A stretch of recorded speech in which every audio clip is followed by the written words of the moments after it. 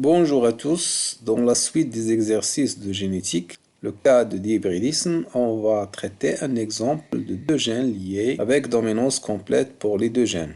Dans notre exercice, on s'intéresse à l'étude de la transmission de la couleur du corps et la taille des ailes chez la drosophile.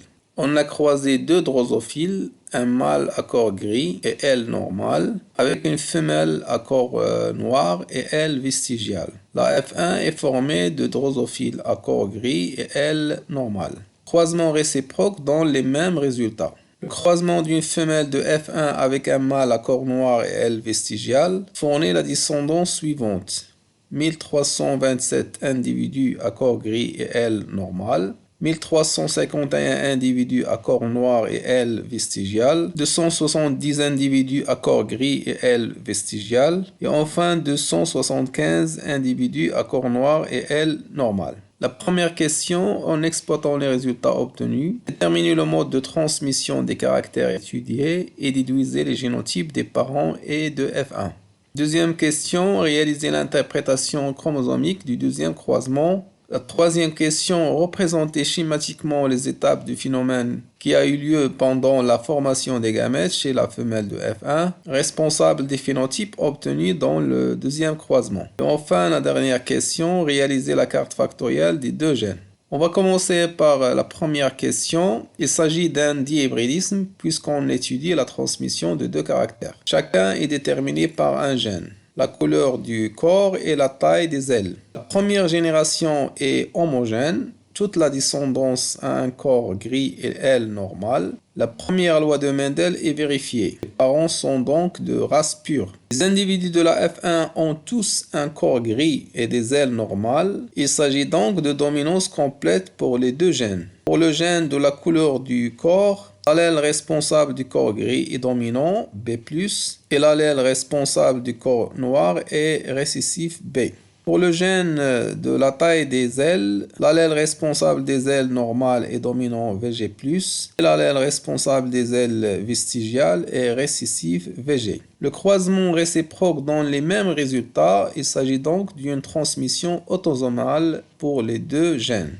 Le deuxième croisement est un test cross. Il a donné 4 phénotypes différents avec des fréquences inégales. Ce phénotype a une fréquence de 41,17%. On la calcule par la division de cet effectif sur la somme de tous les effectifs. De même, on calcule les autres fréquences. Ici 41,92%, 8,38% et enfin 8,53%. La ségrégation des deux couples d'ADN n'était pas indépendante. Ceci est en contradiction avec la troisième loi de Mendel. Les gènes sont donc liés et les phénotypes recombinés résultent du brassage intrachromosomique, le crossing over. Maintenant, on peut déterminer les génotypes pour la femelle à corps gris et aile normale, il est d'une ligne pure. Son génotype est B+, B+, VG+, VG+. Le mâle à corps noir et aile vestigiale, aussi d'une ligne pure. Son génotype B sur B, VG, VG. Les individus de F1 sont des hybrides. Leur génotype est B+, sur B, VG+, sur VG. Pour la deuxième question, l'interprétation chromosomique du deuxième croisement, les parents sont formés d'une femelle de F1 et un mâle double récessif. C'est un test cross qui sert à tester la ségrégation des couples d'allèles. Est-elle indépendante dans le cas des gènes indépendants ou non dans le cas des gènes liés? Ceci en analysant les résultats du croisement. Le phénotype de la femelle B+, VG+, et le mâle B, VG. Les génotypes, la femelle F1 hybride B+, B, VG+, VG, alors que le double récessif est homozygote B, B, VG, VG. Les gamètes, on aura 4 types de gamètes avec les fréquences qu'on a trouvées dans les résultats. C'est-à-dire des fréquences élevées pour les gamètes parentaux et des fréquences faibles pour les recombinés. Pour le double récessif, il va donner un seul type de gamète avec une fréquence de 100%. Pour la fécondation, on utilise un échiquier de croisement. On va mettre les gamètes femelles avec leur fréquence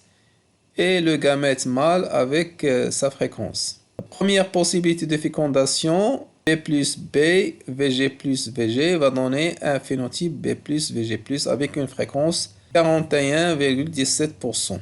La deuxième possibilité, BB, VG, VG, donc le phénotype est BVG avec une fréquence de 41,92%. Troisième possibilité, B plus B, VG, VG, le phénotype est B plus VG avec une fréquence de 8,38%. Dernière possibilité, BB, VG plus VG, le phénotype est BVG plus avec une fréquence de 8,53%. Pour les résultats, on obtient 41,17% d'individus accord gris et L normal, B plus VG plus, 41,92% d'individus accord noir et L vestigial BVG, 8,38% d'individus accord gris L vestigial B plus VG, enfin 8,53% d'individus accord noir et L normal BVG plus. La troisième question, on doit représenter schématiquement les étapes du phénomène qui a eu lieu pendant la formation des gamètes chez la femelle